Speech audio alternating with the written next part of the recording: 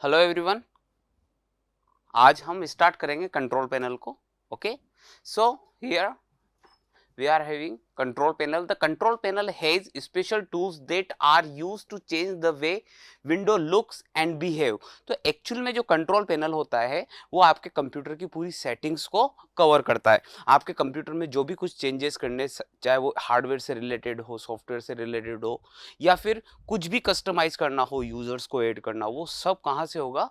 Control panel से होता है. Some of these tools help you to adjust setting that make your computer easy to use. तो by default जो settings आती है उसके अंदर आपको कुछ भी कस्टमाइजेशन करना है, कुछ भी चेंजेस करने हैं, तो आपको कहां पे जाना पड़ता है बेटा? कंट्रोल पैनल पे. For example, there is an option to change the settings of the mouse by replacing standard mouse pointer with animated icon that move on the screen and so on. तो आप चाहते हो कि जो आपका mouse का जो कर्सर है डिफॉल्ट, उसको आप चेंज करना चाहते हो किसी और सिंबल में, तो वो आप कर सकते हो. The control panel of Windows can be seen in 3 different views: category, large icon and small icon. तो बेटा आपके जो कंट्रोल पैनल होता है उसके 3 व्यूज होते हैं. एक तो कैटेगरी व्यू होता है, एक स्मॉल आइकन और एक लार्ज आइकन व्यूज होता है. ठीक है, इसमें से जो कैटेगरी व्यू होता है आपका, वो क्या होता है? डिफॉल्ट होता है. You can see many category in control panel window like appearance, personalize, hardware and sound, etc. Okay, so let's move further. Okay, to open control panel window, follow the given steps. Click on search box and type control panel. Click the control panel. Okay. अब जब भी आप control panel को open करोगे बेटा, तो अभी मैंने बताया था कि जो आपका डिफॉल्ट व्यू होता है वो क्या होता है? कैटेगरी व्यू होता है. तो this is your category view of control panel. तो जो आपकी कंट्रोल पैनल का जो इंटरफेस है वो कुछ इस तरह से नजर आएगा बेटा कैटेगरी व्यू के अंदर. ओके, अब ये बताते हैं कि एडजस्टिंग सिस्टम वॉल्यूम को कैसे एडजस्ट करना है. तो उसके पहले मैं आपको बताता हूं प्रैक्टिकल करके कि कंट्रोल पैनल को ओपन कैसे करते हैं, और उसके बाद हम देखेंगे सिस्टम की वॉल्यूम को कैसे कंट्रोल करते हैं. तो look at the screen here. यहां पे देखो बेटा, सबसे पहले मैं सर्च पे जाता हूं.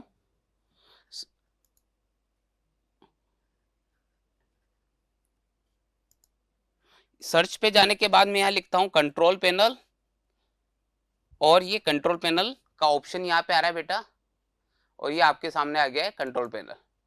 ओके, तो ये यहां पे देखो बेटा कैटेगरी व्यू है जिसका आउटपुट आपको नजर आ रहा है. इसी टाइप से इसके 2 अदर व्यूज भी होते हैं, large icon views and small icon views. यहाँ पे देखो बेटा, यहाँ से आप व्यूज चेंज कर सकते हो: category view, large icon view and small icon view. तो this is the way you open your this is the way you can open your control panel and change their views. Okay, now come to the adjusting system volume. तो system volume को कैसे adjust करते हैं? You can use hardware and the sound category of control panel and to adjust the volume of your system. To adjust the volume, follow the given steps. सबसे पहले open the control panel and click the hardware and sound. सबसे पहले आपको क्या करना है बेटा? जो आपका कंट्रोल पैनल है उसको ओपन करना है, और उसके बाद हार्डवेयर एंड साउंड पे क्लिक करना है. Click adjust system volume from the sound option. The volume mixture dialog box appears. Now drag the slider to adjust the volume of the system. अब देखो मैं आपको करके बताता हूं कि सिस्टम को कैसे एडजस्ट करते हैं, सिस्टम वॉल्यूम को कैसे एडजस्ट करते हैं. तो अगेन ये देखो बेटा, कंट्रोल पैनल को ओपन कर रखा है. इसमें कैटेगरी व्यू में आएंगे हम. कैटेगरी व्यू में यहाँ पे देखो बेटा हार्डवेयर एंड साउंड नजर आ रहा है आपको option. We will click on here. देखो यहाँ पे क्लिक करने के बाद हमारे पास ऑप्शन आता है साउंड का. तो यहाँ पे हमारे पास है एडजस्ट सिस्टम वॉल्यूम. तो यहाँ पे देखो बेटा हमारे डिवाइस और एप्लीकेशंस की वॉल्यूम को आप यहाँ से, ये जो आपका स्लाइडर है वॉल्यूम स्लाइडर, इसको अप डाउन करके आप यहाँ से एडजस्ट कर सकते हो. ओके, तो ये देखो बेटा, सबसे पहले हम कंट्रोल पैनल में जाएंगे. यहाँ पे कैटेगरी व्यू में हार्डवेयर एंड साउंड लिखा रहा है बेटा. इस पे क्लिक करेंगे, देन एडजस्ट सिस्टम वॉल्यूम पे क्लिक करेंगे। उसके बाद यहाँ पे आपके पास जितनी भी एप्लीकेशंस अवेलेबल है उसके अकॉर्डिंग यहाँ पे देखो बेटा अलग अलग साउंड्स का ऑप्शन यहाँ पे आ रहा है, जिसमें आप इसको ड्रैग करके इसको एक्सेस कर सकते हो।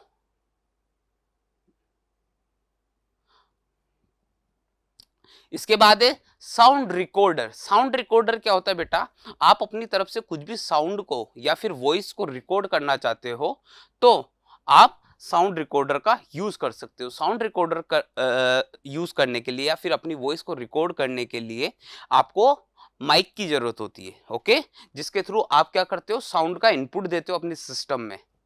Okay, to record voice in computer you need the sound recorder program of the window. The sound recorder records your voice. You need a microphone. क्या सबसे पहले क्या है बेटा,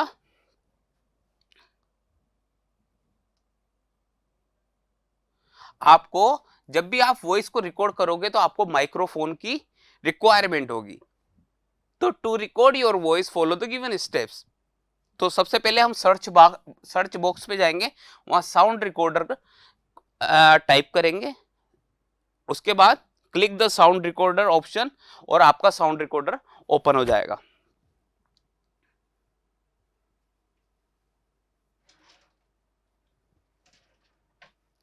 टू स्टार्ट रिकॉर्डिंग क्या करना है बेटा, click the start recording button in the sound recorder programme.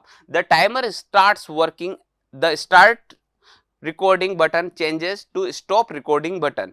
तो यहाँ पे देखो बेटा, ये देखो बेटा, जो पुराने जो हमारे विंडोज 8 तक जो भी इंटरफेस, विंडोज 8 तक जो भी साउंड रिकॉर्डर आते थे बेटा, उनका इंटरफेस इस टाइप का होता था। अभी मेरे पास विंडोज 11 है तो उसका साउंड रिकॉर्डर भी मैं आपको बताऊंगा उसमें किस टाइप का इंटरफेस आता है।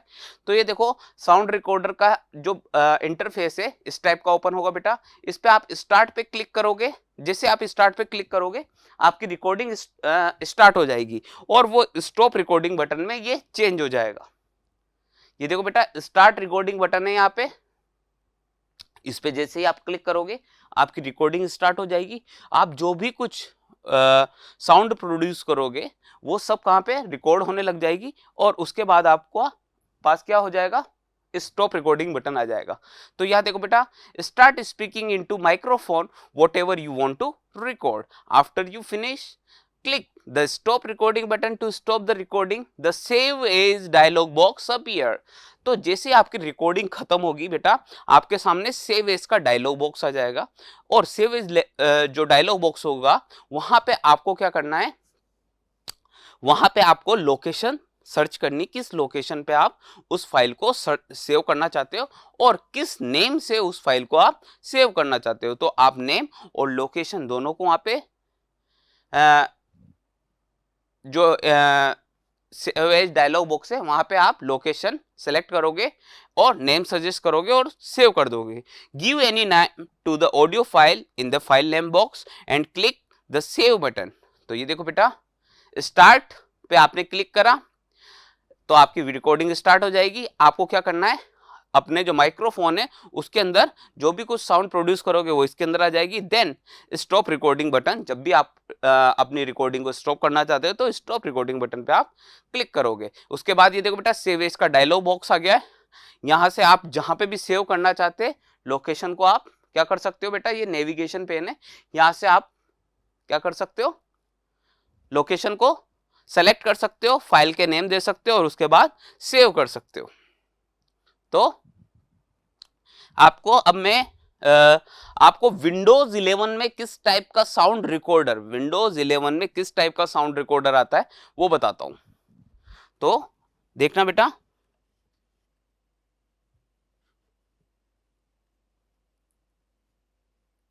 यहां पे हम सर्च पे जाएंगे। सर्च पे जाने के बाद मैं यहां पे सर्च करूंगा साउंड रिकॉर्डर।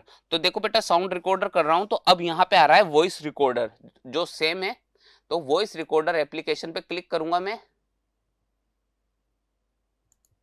और अब यहां पे इस टाइप का इंटरफेस आता है। वहां पे आप देख रहे थे बेटा, तो ये देखो मैं यहां पे क्लिक करूंगा, यहां पे आ रहा है रिकॉर्ड और इसकी शॉर्टकट की भी आ रही है कंट्रोल आर। तो यहां देखो क्लिक करा अब यहाँ पे टाइमर स्टार्ट हो गया है और जो कुछ भी मैं यहाँ पे साउंड प्रोड्यूस कर रहा हूँ वो सब यहाँ पे रिकॉर्ड हो रही है, ठीक है। और ये देखो जो स्टार्ट रिकॉर्डिंग का बटन था वो स्टॉप रिकॉर्डिंग में चेंज हो गया है। आप चाहो तो इसको पॉज भी कर सकते हो बेटा यहाँ से, और यहाँ से मैं स्टॉप कर दूंगा इसको। तो ये देखो बेटा ये स्टॉप हो गया है, ओके। और ये ऑटोमेटिकली यहाँ पे ओपन फाइल लोकेशन पे यहाँ पे ये मेरी रिकॉर्डिंग क्या हो गई है, सेव हो गई है। देखो बेटा जो भी अभी कुछ रिकॉर्ड करा था वो यहाँ पे सेव हो गया है। इसका टाइप आया है M4A फाइल। ये देखो बेटा इसकी प्रॉपर्टीज पे हम जाएंगे यहाँ से, और प्रॉपर्टीज पे जाके देखेंगे हमारा जो नेम है recording.m4a मीडिया प्लेयर, ये 433 KB की जो हमारी फाइल है वो हुई है। तो इस टाइप से आप विंडोज 11 में रिकॉर्डिंग कर सकते हो। इसके बाद आता है बेटा हमारा प्लेइंग गेम्स। तो क्या होता है जब भी हम माइक्रोसॉफ्ट विंडोज परचेज करते हैं बेटा तो उसके साथ कुछ बाय डिफॉल्ट गेम्स आते हैं। तो Microsoft Windows has number of free games which can be downloaded from Windows store. तो आप विंडोज स्टोर पे जाके वहां से काफी सारे फ्री गेम्स को डाउनलोड कर सकते हो। Type tick tech toe in the search box and list appears, click the tick tech to, okay. तो और भी बहुत सारे गेम्स होते हैं जो आप विंडोज स्टोर से जाके परचेज कर सकते हो। अब यहाँ पे हम एक्स्ट्रा फैक्ट्स देखते हैं जो हमारे इस चैप्टर्स में थे। तो इस चैप्टर में जो भी एक्स्ट्रा फैक्ट्स थे उनको देखते हैं। The shortcut menu that appear on right clicking the mouse is called context menu और द पॉपअप मेन्यू। तो देखो बेटा मैं आपको प्रैक्टिकल करके बताता हूँ कि कॉन्टेक्स्ट मेन्यू क्या होता है। जब भी हम राइट क्लिक करते हैं तो रिफ्रेश व्यू ये वाला जो भी पॉपअप आता है, जो स्क्रीन आती है आपके सामने, ठीक है, तो उसको हम बोलते हैं पॉपअप मेन्यू या कॉन्टेक्स्ट मेन्यू। तो मैं आपको प्रैक्टिकल करके बताता हूं। ये देखो बेटा राइट क्लिक कर रहा हूं मैं यहाँ पे, तो ये जो view, short, refresh, undo, delete, new, display settings जो ये भी आ रहा है बेटा ये है आपका पॉपअप मेन्यू या फिर कॉन्टेक्स्ट मेन्यू, ओके। सेकंड है बेटा Gordon Moore and Robert Noyce are the founder of Intel.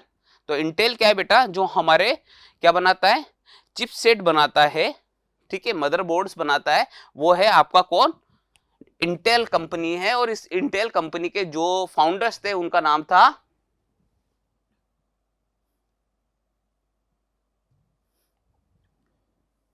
Gordon Moore and Robert Noyce are the founder of Intel. The Intel Corporation was founded in 1968. Intel stands for Integrated Electronics।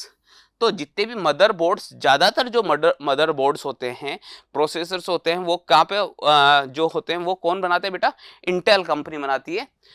Intel Core i7 is the latest core processor. तो i3, i5, i7, उसके पहले हमारे पास dual core आते थे, core 2 due आता था।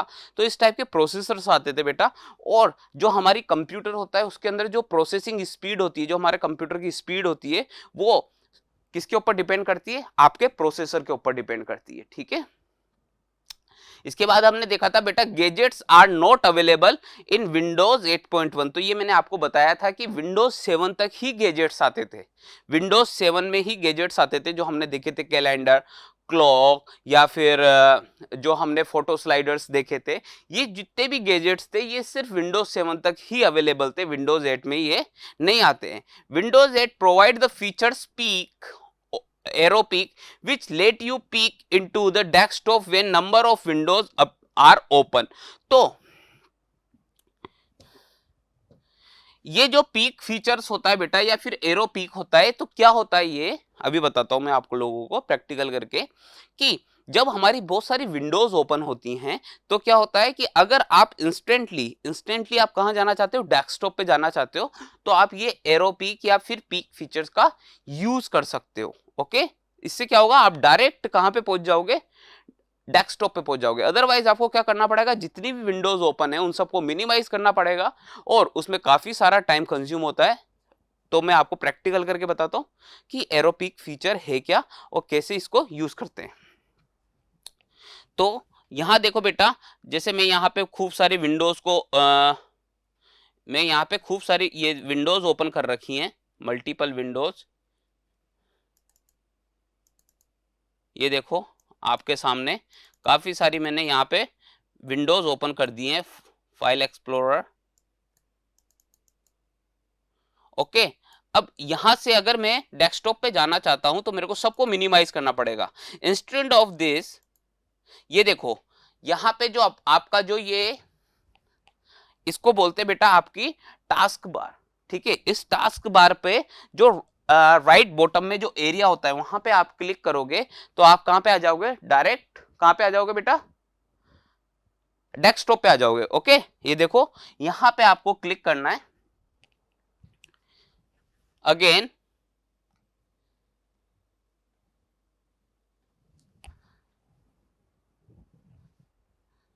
ये देखो बेटा, यहां पे क्लिक करा और ये वापस मैं वापस यहां पे आ गया। इसका शॉर्टकट मेन्यू भी है जो आपको बताता हूं मैं।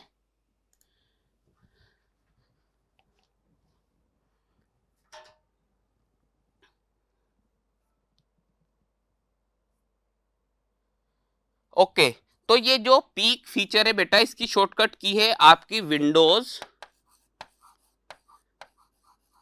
Windows plus D. जब आप विंडोज की प्लस डी को प्रेस करते हो तो ये जो आपका एरो पीक है इसकी शॉर्टकट की है। ओके,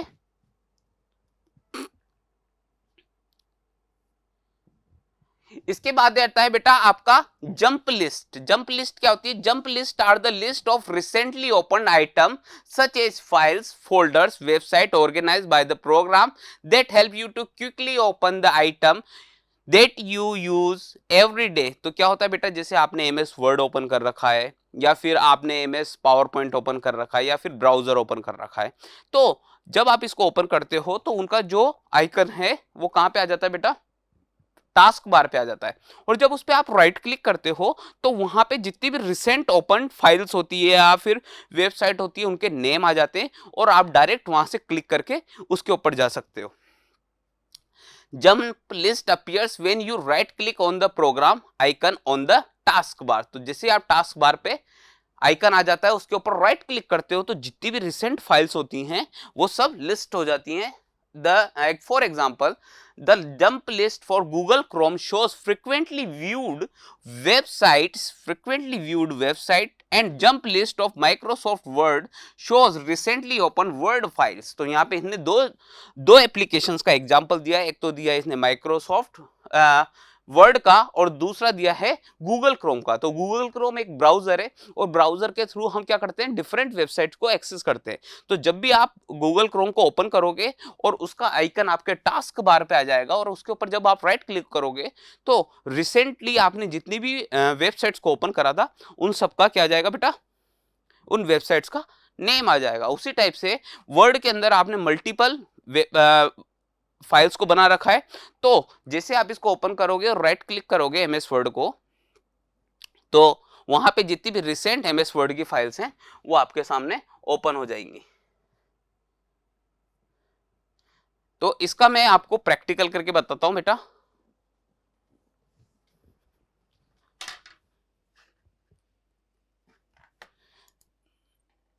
देखो यहां पे, ये देखो मैंने यहां पे ये फोल्डर ओपन कर रखा है बेटा और इस फोल्डर पे जैसे मैं राइट क्लिक करता हूं तो यहां देखो जो भी फोल्डर मैंने अभी फ्रिक्वेंटली एक्सेस करे थे या फिर अभी रिसेंटली एक्सेस करे थे उन सब का यहाँ पे क्या आ रहा है, नेम आ रहा है। जैसे मैं इन पे क्लिक करूंगा मैं कहां पे हो जाऊंगा, डायरेक्ट नेविगेट हो जाऊंगा उस पर्टिकुलर फोल्डर पे। इसी टाइप से मैं यहाँ पे कोई एमएस वर्ड की फाइल ओपन करता हूं बेटा और इसको यहाँ पे मिनिमाइज कर देता हूं। अब ये देखो एमएस वर्ड क्या जो आइकन है वो आपके कहां पे आ गया, टास्क बार पे आ गया। और इस पे जब मैं राइट क्लिक करूंगा तो ये देखो बेटा यहाँ पे जितने भी मैंने एमएस वर्ड के डॉक्यूमेंट अभी रिसेंटली ओपन किए थे उन सब के यहाँ पे क्या आ गया बेटा, ये देखो उन सब का यहाँ पे लिंक आ रहा है। जैसे मैं उस पे पर्टिकुलर फोल्ड डॉक्यूमेंट पे क्लिक करूंगा मेरे को क्या उस पर्टिकुलर वो पर्टिकुलर डॉक्यूमेंट ओपन हो जाएगा। तो इसे बोलते हैं जंप लिस्ट।